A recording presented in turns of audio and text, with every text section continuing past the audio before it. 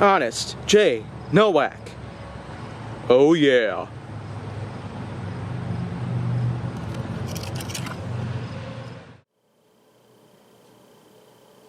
A pleasure to meet y'all at last, and welcome back to Flying with the Foam on HJN. And right now, let me just say, because of the cold front that has been sweeping in here lately, especially from the last month or so, things have been getting pretty bitter outside. So I suppose that this was a great time for me to be back here in this very spot. I'll probably use it a lot more often in the future every time something happens to the patio area, which I've traditionally been using since the very beginning of HJN itself. But onwards to some of the next subjects, because here in Flying with the Foam, there's still a crap ton of reviews when it comes to Nerf blasters. The next one I got here is the Quadrant. This is episode number 648. So the Quadrant, here it is, pretty much. It's basically similar to that of the Embosser. If you don't remember from episode 611, well, that's basically what it was. The Embosser was simply put a 4-barreled cylinder sort of blaster, not very much like your typical Rev blaster or other cylinder sort of blaster, the Hammer family blasters or whatnot. This is a different sort of look on the cylinder blaster lineup itself. It's a different family pretty much. But anyways, it works just like the Embosser. And doesn't do much better apparently. As an AccuStrike blaster, there certainly have been a handful of different expectations. Oh, there we go. Managed to get this thing to work. See, that's kind of what the problem is with some cheap qualities surrounding the Nerf community itself. Cheap as in construction, functionality, because even though this is certainly not like the Alpha Strike lineup itself, the AccuStrike lineup doesn't really try to do much better.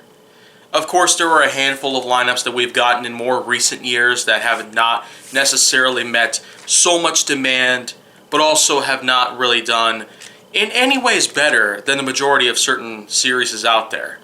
Lineups including the N-Strike series, the Elite series, the Zombie Strike series, the Rebel series, and some others here and there have certainly gotten pretty big.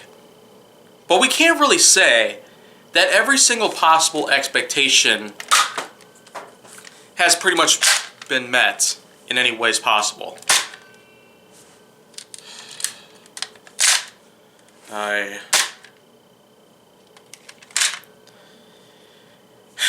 tell you, with a blaster like this, you really have a lot of high hopes for something of this sort. So, let's try it out again. Okay, that was just more of a dud right there, but okay, there it goes again. There's that similar problem that I've had with one of the other barrels. I guess the main point about it is, well, the barrels are a bit loose. If you can't really see it, then well, here you go. There's little bits of space around it, so it makes it a little more wiggly, and therefore it's much more likely that it will not be able to pretty much fit in all the way properly. You kind of just have to press it down firmly until it's nicely compressed in there. And maybe you'll at least get the dart to fire out of the barrel, but man. And I've talked about before how the Quadrant seem very similar, mostly because of the name itself. Quadrant and Quadrant. Two completely different blasters from two completely different lineups and two completely different designs as a whole. But a similar functionality because, well, this has priming rod action, just like the Quadrant. And of course, it only fires one dart at a time. And it has 4 barrels, so those are pretty much the big similarities that you can find at the same time that they're also smaller blasters. And they also have one tactical rail on top. So, both the Quadrant and Quadrants, they both share similarities between each other for some of the reasons why the names themselves are very similar to each other and almost identical in a way. But above all that, I feel like that the AccuStrike series could have only gotten so much better. And because this blaster came out in the year 2019, I mean, just think about the many expectations that we hold for Nerf themselves.